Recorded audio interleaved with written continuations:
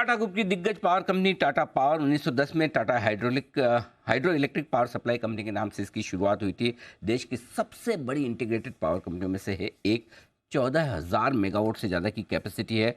मुंद्रा गुजरात में आपने पहला अल्ट्रा मेगा पावर प्रोजेक्ट भी लगाया और देश की सबसे बड़ी क्लीन एनर्जी जनरेशन करने वाली कंपनी है टाटा पावर। आइए कंपनी के एमडी और सीईओ डॉक्टर प्रवीर सिन्हा साहब हमारे साथ कार्यक्रम में शामिल हो रहे हैं, जो इलेक्ट्रिकल इंजीनियर तो हैं ही, बिजनेस लॉ में आपने मास्टर्स किया है, आईआईटी दिल्ली से भी आपने पीएचडी की डिग्री हासिल की, इसीलिए सर के नाम के आगे डॉक्टर भी लगा हुआ है।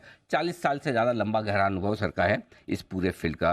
पहले मैं नतीजे आपके सामने जल्दी से रख दूँ जो कल बाजार बंद होने के बाद आए हैं। आय में 4% की बढ़त रही है, 12,450 करोड़ के आसपास का आंकड़ा रहा है, जो हमारी उम्मीद से बेहतर रहा है। कामकाजी मुनाफा ईबिटा 1928 करोड़, ये भी उम्मीद से बेहतर रहा है। मार्जिन 15.5%, उम्मीद से बेहतर है। मुनाफा 940 करोड़ के आसपास आया, 50% बढ़कर, यानी कि नतीजे अच्छे रहे हैं टाटा पावर के। सिन्हा साहब, बहुत बहुत स्वागत है आपका। सर धन्यवाद हमें समय देने के लिए। सबसे पहले बताएं सर, लगभग हर एक पैरामीटर पर नतीजे थोड़े बेहतर आए हैं साल दर साल अगर कंपेयर करें तो, क्या वजह है? इस तिमाही के हाइलाइट्स क्या रहे हैं सर? नमस्कार अनिल जी, बहुत बहुत शुक्रिया जो आपने अपने प्रोग्राम में इनवाइट किया मेरे को। Thank you sir. और जैसा कि मैं हर क्वार्टर के बाद आपसे बात करता हूं, ये तिमाही भी ऑल्सो बहुत अच्छा रहा, बहुत बेहतर रहा। हर पैरामीटर पे हमारे परफॉर्मेंस अच्छे रहे और ऑपरेशनली भी हमारा जितना बिजनेस है, चाहे हम कन्वेंशनल कोल, हाइड्रो, गैस का देखें, या हम अपने ट्रांसमिशन डिस्ट्रीब्यूशन का देखें, या हमारा जो रिन्यूएबल का बिजनेस है, तो सब में बहुत अच्छा परफॉर्मेंस रहा है। बड़ा कैलिब्रेटेड एंड सुचारू रूप से जो कंपनी चल रही है उसका आपको देखने में मिल रहा है इन द रिजल्ट्स। और ये एक ट्रेंड अच्छा कंटिन्यू हो रहा है। ये इनफैक्ट 14th कंसेक्यूटिव क्वार्टर है जहां पे हमने पैट में ग्रोथ दिखाया पिछले क्वार्टर से।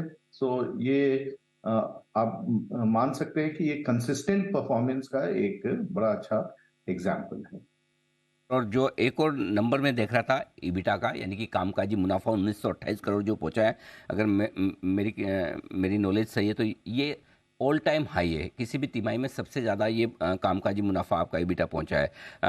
मार्जिन्स मेंटेन है 15.5% के आसपास। जरा एक बार ये बताएं सर कि किस तरह की ऑपरेशनल परफॉर्मेंस की उम्मीद आने वाली तिमाही और पूरे फाइनेंशियल ईयर से की जा सकती है, और मार्जिन्स को लेकर आप कहाँ कंफर्टेबल है, किन लेवल्स पर मेंटेन कर पाएंगे या बढ़ा पाएंगे?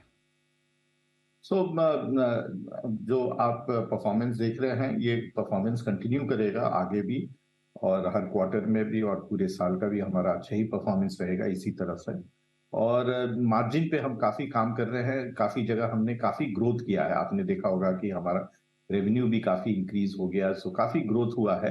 तो इस साल हम मार्जिन पे भी काफी काम करेंगे, ताकि हमारा जो भी प्रोजेक्ट हम एग्जीक्यूट करते हैं या हम जो एग्जिस्टिंग ऑपरेशंस कर रहे हैं, इसमें हम बेहतर इफिशिएंसी कैसे ला सकते हैं एंड बेटर सप्लाई चेन कैसे कर सकते हैं। तो काफी हमारा फोकस इस साल रहेगा मार्जिन इंप्रूवमेंट पे, एंड टू इंश्योर कि ये कंसिस्टेंट परफॉर्मेंस रहे। तो आप अगले एक साल में जरूर देखिएगा कि हमारा ये margin improvements will happen continuously. बिल्कुल। तो मार्जिन्स में इम्प्रूवमेंट की और भी गुंजाइश है, 15.5% ही, ऐसा नहीं कि ये टॉप हो गई, यहाँ से भी बेहतर हो सकता है।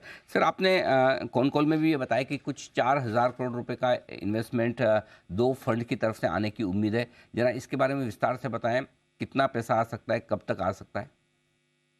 तो वो हमने जो रिन्यूएबल प्लेटफॉर्म क्रिएट किया था, उसमें 4,000 करोड़ आना था। तो वो दोनों दो इंस्टॉलमेंट में आना था। एक तो पिछले साल अगस्त में आ गया था, दूसरा इस साल फरवरी में आ गया। तो पूरा ये 4,000 करोड़ आ गया है, और ये हम इस्तेमाल कर रहे हैं हमारे रिन्यूएबल ग्रोथ के लिए। ये रिन्यूएबल प्लेटफॉर्म के लिए ये पैसा आया है।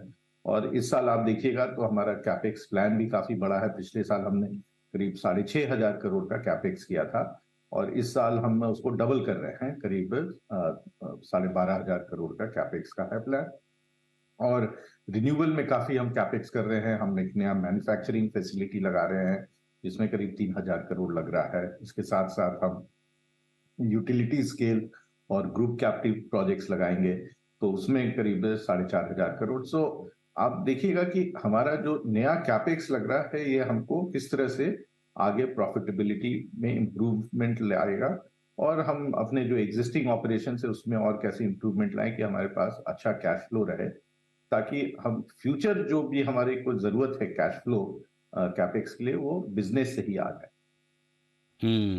ठीक बात है। तो सर इस लिहाज से फिर चूंकि आप बड़ा कैपेक्स करने की सोच हैं, तो क्या कुछ कर्ज कम करने का इरादा रखते हैं अगले फाइनेंशियल ईयर में, या फिर इन कैपेक्स के चलते मेंटेन रहेगा?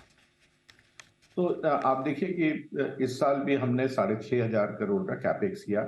इसके बावजूद हमने कर्ज कम किया, जो हमारा 39,000 होता था नेट डेट, वो 35,000 आ गया है। और हम कोशिश में हैं कि हमारे पास इतना इंटरनल एक्रूवल्स आ जाए कि हम उसको पूरा कैपेक्स, बट कभी कभी ना थोड़ा टाइमिंग का इशू रहता है, तो फॉर शॉर्ट पीरियड में भी थोड़ा सा डेट लेना पड़े, बट ओवरऑल बेसिस हम उसी अराउंड सेम नंबर्स हम एक्सपेक्ट कर सकते हैं। ठीक बात है। बहुत ही अच्छी परफॉर्मेंस रही सर। बहुत बहुत धन्यवाद आपका समय देने के लिए। आपने हमारे दर्शकों से बातचीत की और पूरे वित्त वर्ष के लिए आगे गाइडेंस भी दिया, और वो गाइडेंस बेहद मजबूत नज़र आता दिख रहा है। प्रवीर सिन्हा साहब का कहना है कि ये जो शानदार परफॉर्मेंस इस तिमाही में रही है, इस पूरे साल में रही है, यही वित्त वर्ष 2024 में भी आगे जारी रहेगी। ये उनकी तरफ से आउटलुक आता हुआ। Thank you so much sir. Thank you, नमस्कार। धन्यवाद।